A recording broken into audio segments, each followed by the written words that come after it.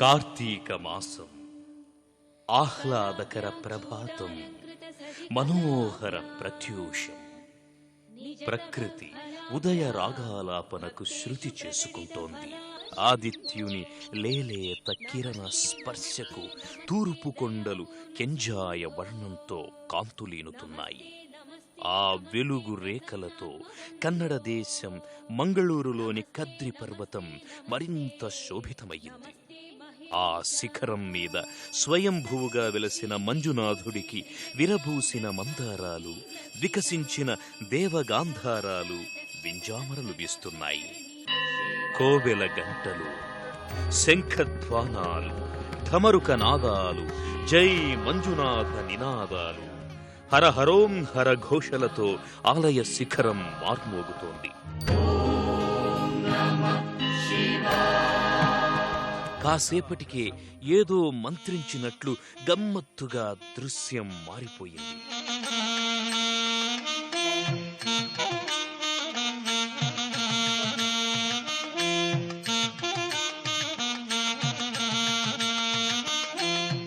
తమ అర్చనను మించిన స్వరార్చన భక్తుల చెవిని సోకింది. కొండపై జీవధార కంటే ఉరవడిగా ఓ బాలుడి స్వరధారలు వారిని సంభ్రమాశ్చర్యాలకు లోను చేశాయి. అతడు పాశ్చాత్య సంగీత పరికరం సాక్సోఫోనుపై శాస్త్రీయ రాగాలు కురిపిస్తున్నాడు. రాగసుధారస గానంతో మహేశ్వరుడికి స్వరాభిషేకం చేస్తున్నాడు.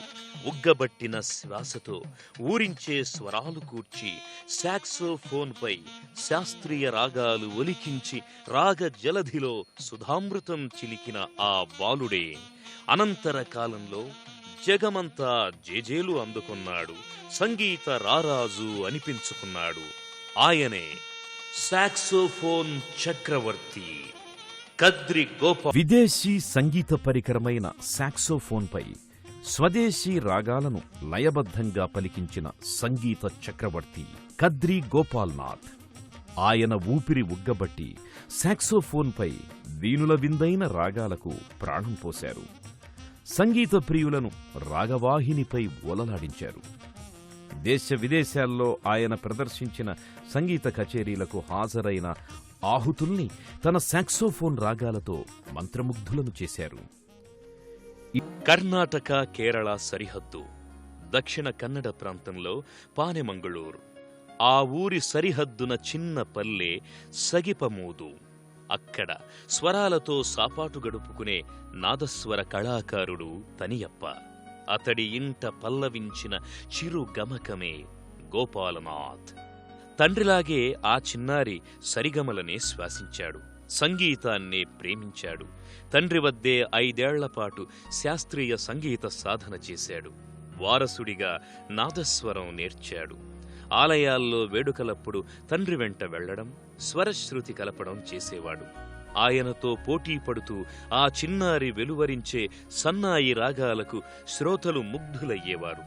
ఆ సమయంలోనే మంగళూరు కళానికేతనానికి చెందిన కళానిధి గోపాలకృష్ణన్ అయ్యర్ దృష్టికి గోపాల్ వచ్చాడు.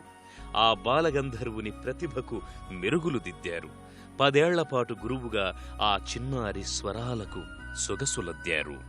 1965 అక్టోబర్.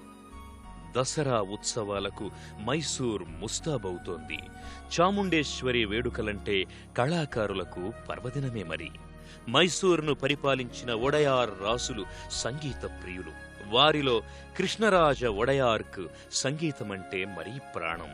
దసరా ఉత్సవాలకు ఏటా కొందరు వాద్య విద్వాంసులను ఆహ్వానించి సన్మానించడం వారి సంప్రదాయం. అందులో భాగంగా ఆ ఏడాది తనియప్పకు రాజప్రాసాదం నుంచి ఆహ్వానమందింది. సామాన్య కళాకారులు కలలో సైతం ఊహించని సదరు ఆహ్వానాన్ని అదృష్టంగా తలచాడు. తండ్రితో కలిసి మైసూర్ ప్యాలెస్లో బాలగోపాలుడు అడుగుపెట్టాడు.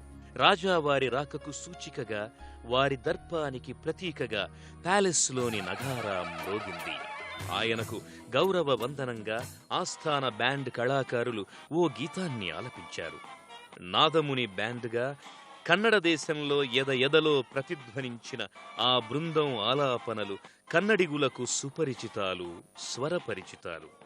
కాని తొలిసారి హృదయాన్ని తాకిన ఆ బ్యాండ్ వాదనం బాలుడి మనస్సును మంత్రించింది, పన్నీటి జల్లు కురిపించింది. అది సాక్సోఫోన్ అనే పాశ్చాత్య సంగీత పరికరమని ఆ కళాకారుడు లక్ష్మీ నరసింహం అని తెలుసుకున్నాడు. నేను 17 ఏళ్ల పిల్లాడిగా ఉన్నప్పుడు మైసూర్ ప్యాలెస్లో తొలిసారిగా సాక్సాఫోన్ని చూశాను. దాన్ని చూసిన దగ్గర నుంచి నేర్చుకోవాలని, సాధన చెయ్యాలని నా జీవన లక్ష్యాన్ని నిర్ణయించుకున్నాను.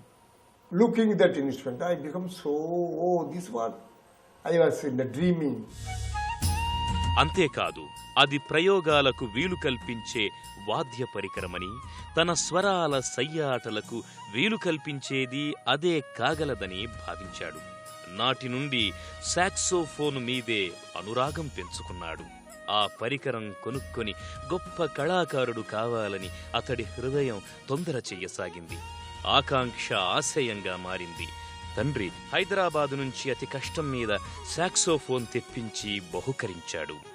అంతే, ఇక గోపాల్ రాగాల పల్లకి ఎక్కి కలల్లో తేలిపోయాడు. అతడికి మంజునాథ ఆలయమే వేదికయ్యింది. భక్తవ శంకరుడే శ్రోతగా, సాధనే లోకమయ్యింది. పూజారులిచ్చే ప్రసాదం తింటూ సాక్సోపై స్వరాలాపన చేశాడు.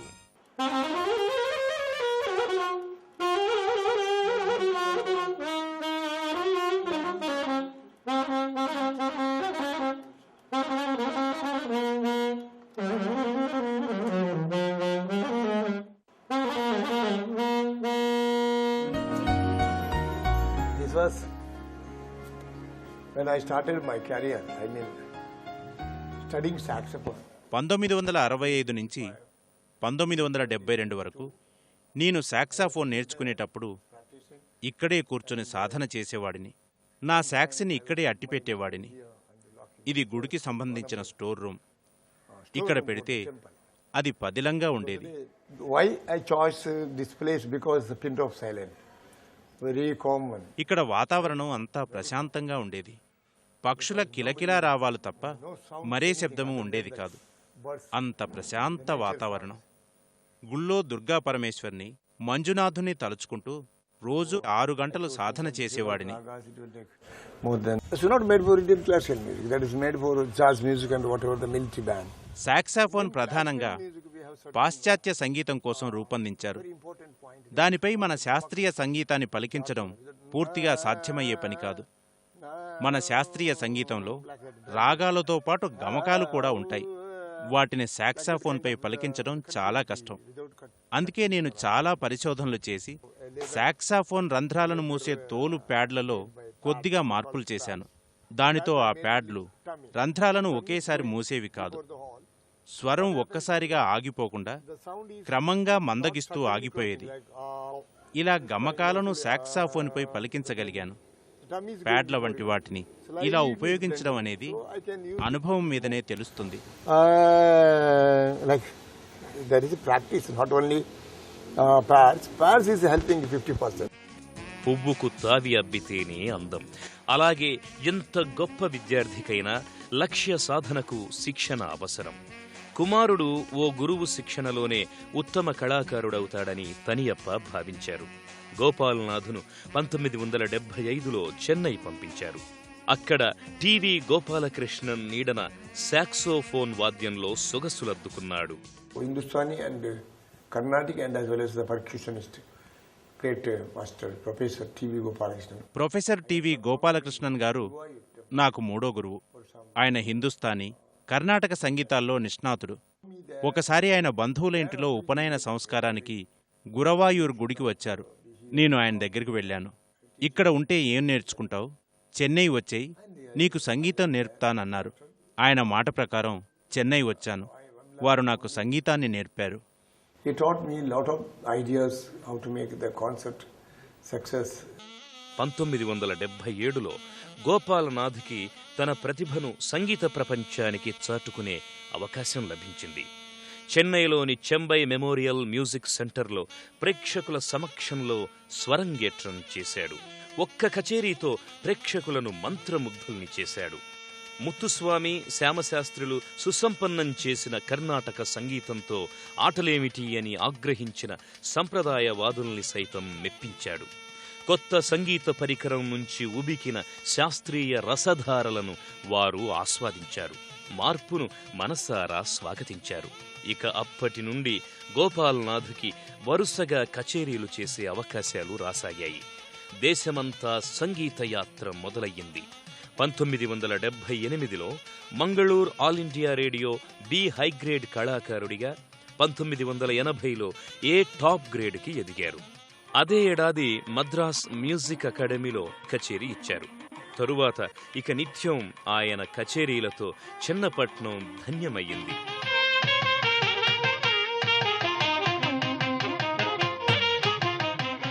ఆయన సాక్సోఫోన్ స్వరస్థానాలలో స్వల్ప మార్పులు చేశారు.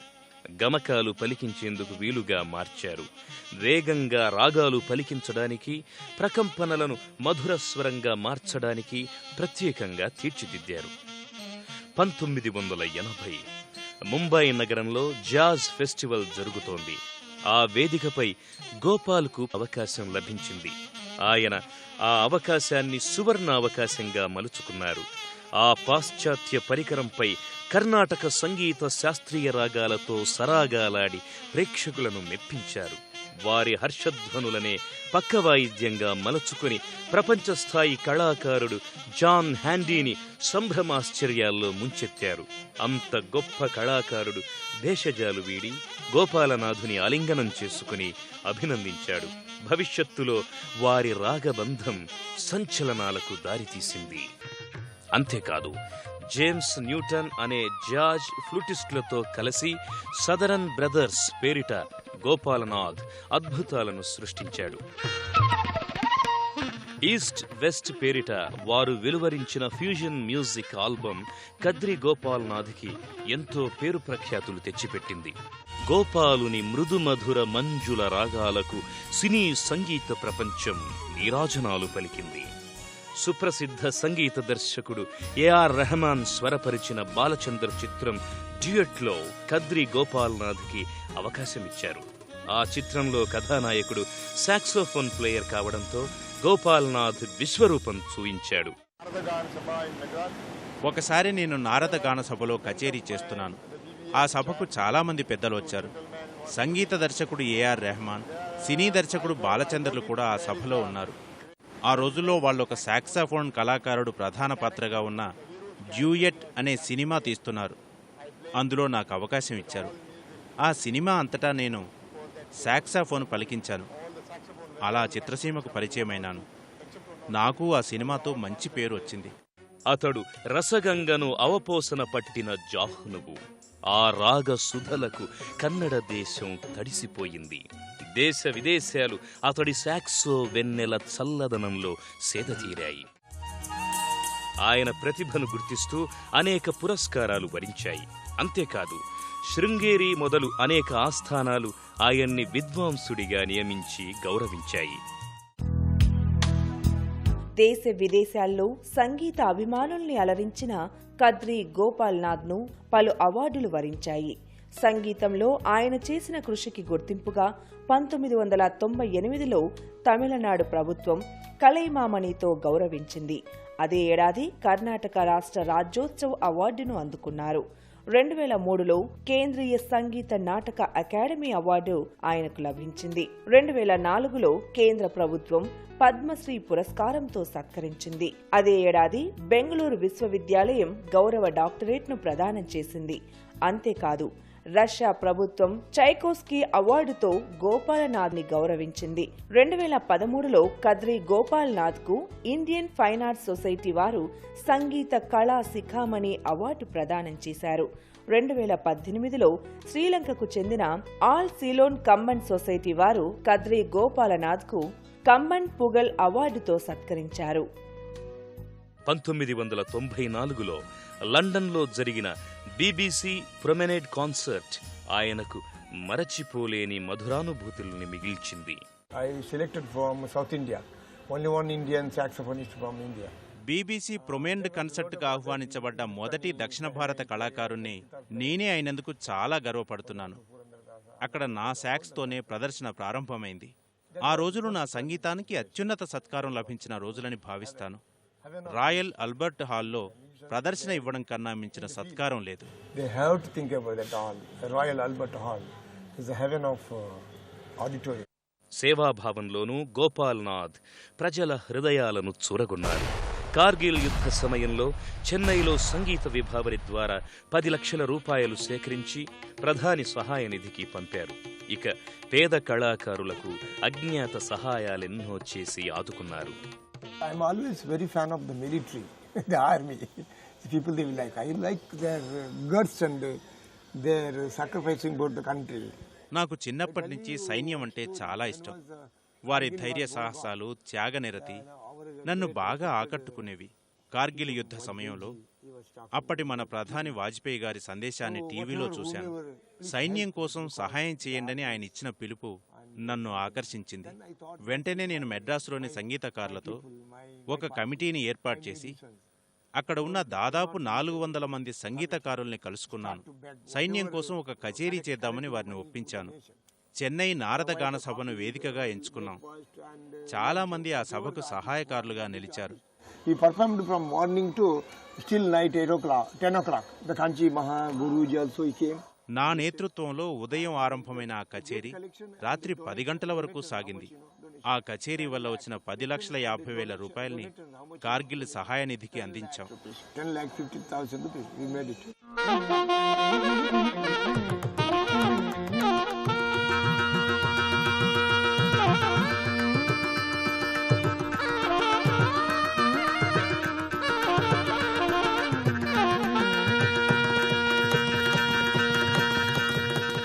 తన విద్యను తనతోనే ఉంచుకున్నవాడు గురువు కానే కాడు. ఈ మహితోక్తిని గోపాల్నాథ్ మనసా వాచ విశ్వసించారు. మంగళూరులో సంగీత పాఠశాల ఏర్పాటు చేశారు. కద్రి గోపాలనాథుడు కర్ణాటక సంగీతానికి నిజమైన వారసుడు. ఇది సంగీత దిగ్గజం సెమ్మంగుడి శ్రీనివాస్ అయ్యర్ ప్రశంస. అంతర్జాతీయ పత్రికలు కద్రి ప్రావీణ్యాన్ని, కళా నైపుణ్యాన్ని వేణోళ్ల ప్రశంసించాయి. కర్ణాటక సంగీత విద్వాంసులు ఉత్తరాదిన పేరు తెచ్చుకోవడం సాదాసీదా విషయం కాదు, ఆషామాషి అంతకంటే కాదు. అటువంటిది కద్రి గోపాల్నాథ్ సాక్సోఫోన్ నుంచి హిందుస్థానీ రాగాలు వర్షించారు. కద్రి గోపాల్నాథ్ ఆస్థానాలకు, దేవిడీలకు, దేవళాలకు మిగిలిపోక ఒక లక్ష్యంతో, ఆశయంతో జీవితమంతా కృషి చేశారు. అందుకే సాక్సోఫోన్ వాద్యంలో ఒక్కడిగా ఎదిగారు. పాశ్చాత్య సంగీత పరికరంలో సాధికారత సాధించారు. ఆ ఘనతను సాధించిన దక్షిణ భారతీయ సంగీత వాద్యకారుడిగా నిలిచారు. కృషి ఉంటే, కసి ఉంటే ఏదైనా సాధించవచ్చని నిరూపించారు. జీవితాన్నే నాదమయం చేసుకున్నారు. కళా ప్రపంచంలో ఆయన జీవితం తరతరాలకు ఓ స్ఫూర్తి మంత్రం.